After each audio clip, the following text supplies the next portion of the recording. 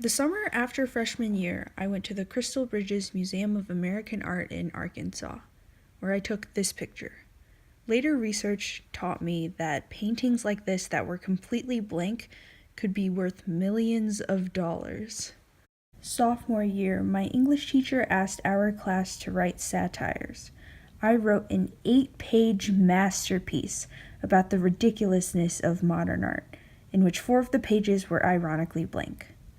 I got a B. Junior year, I took an art history class and learned about the history of abstract art. The first step outside of exact copies of real life, like still lifes and portraits, was Impressionism. This was Van Gogh and Monet, blurry pictures that focused more on color theory and creating emotions than accuracy.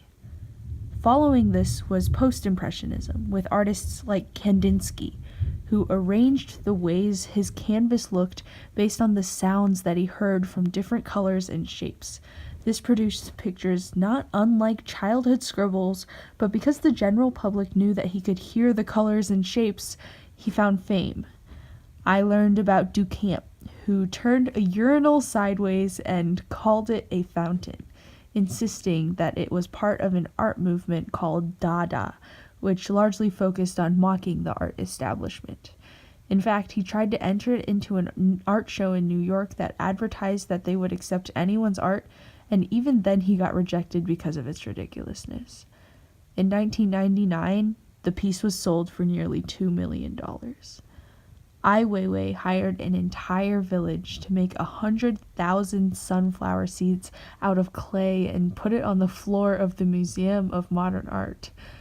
My favorite was Robert Rauschenberg, who literally filled boxes with garbage and sold them to galleries in France and Italy. The ones that he didn't sell, he threw away. Once he erased the art of a much more famous impressionist at the time, Willem de Kooning. It now hangs in the Museum of Modern Art in San Francisco, literally titled Erased de Kooning. And, of course, famously is his piece, White Painting, that is, you guessed it, a white painting.